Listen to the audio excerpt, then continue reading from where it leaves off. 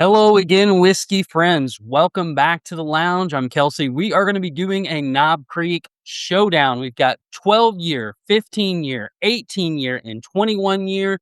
Let's get into this.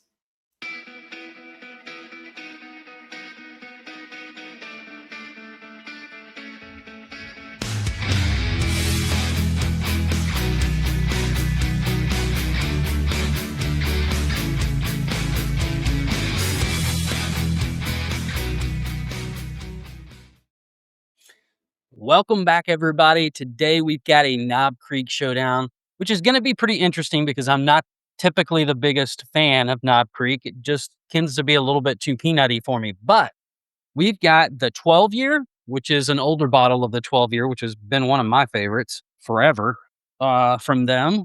And then we've got 15 year. And thanks to Big Ed, he gave me a sample of the 18 year, which I did not have. And then finally, we're going to have the 21 year, which has been really, really good. This one to me is a little one that's a little bit off profile for Knob Creek. So we'll get into these. We're going to nose them, taste them, kind of walk through the differences, and then kind of crown which order I like these best in. So let's get into the 12-year nose. Cheers, whiskey friends. So right off the bat, I'm getting a lot of cherry, a little bit of brown sugar. It's sweet on the nose. I'm not getting any of that peanut Knob Creek note.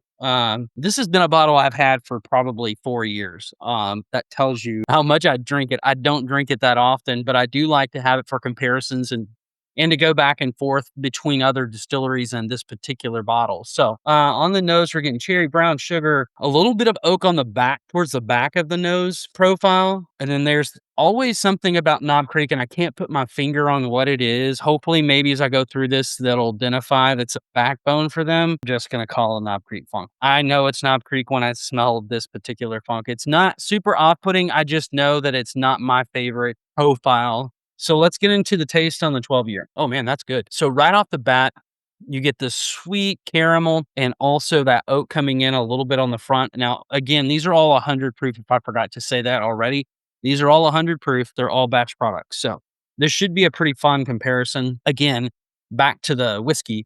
Now, on the first part, I'm getting that caramel. I'm not getting any type of peanut. The cherry notes in towards the back end. Let's go in for a second sip. Okay. So it's becoming a little bit more viscous on the second sip, and you can see it kind of hugs it for 100 proof. You know, the proof point on these, I wish for cast strength at 120, but I understand some of these are going to taste a lot better at 100 proof rather than 120. I honestly think that the 21 year, my experience has always thought if that was higher proof, that might destroy the profile. So not a lot going on the finish for me. It's just caramel. It's very, very delightful, very easy to drink. Nothing off-putting about this particular profile at all. So let's move on to the 15 year.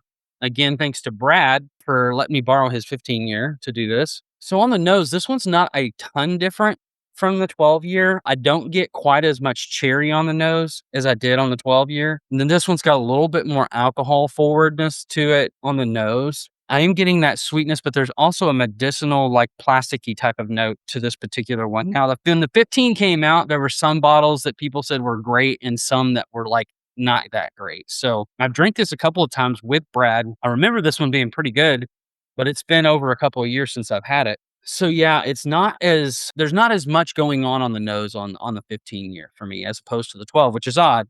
The oak is still there. The sweetness is still kind of there, but there's not any one thing that kind of sticks out on the nose except the alcohol.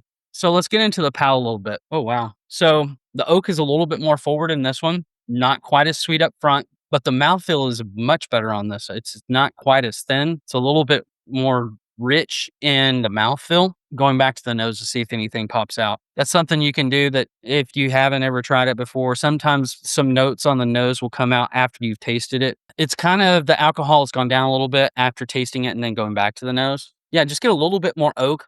I don't get any of the cherry or the sweet caramel as much. This one is not as impressive to me as the 12 year was. 12 year had a better profile. It's not offensive in any way, and it's not that it's not good. It's just the 12 to me so far is leading the pack.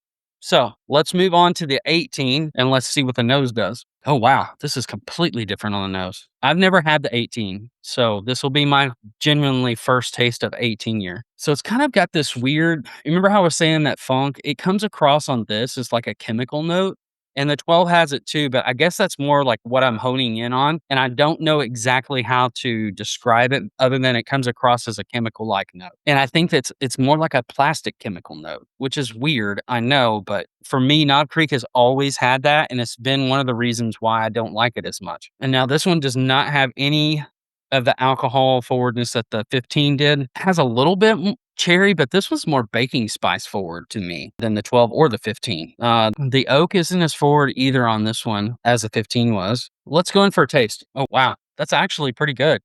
On the flavor profile, it comes across like it has the sweetness of what the 12 had, but it has the oak profile, that sweet oak profile that 15 had with baking spices added into it.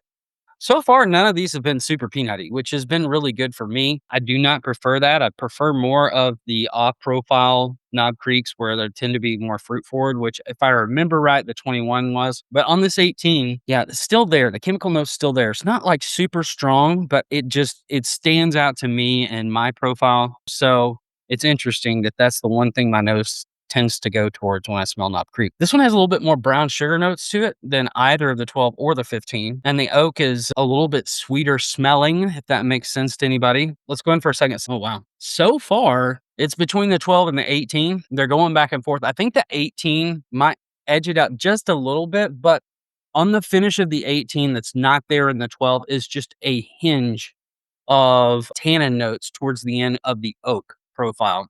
It's not off-putting. I just noticed the difference. The 12 year is you don't get any of that. It's just sweet and then it goes away. But the 18 year has a way longer finish at the same proof point.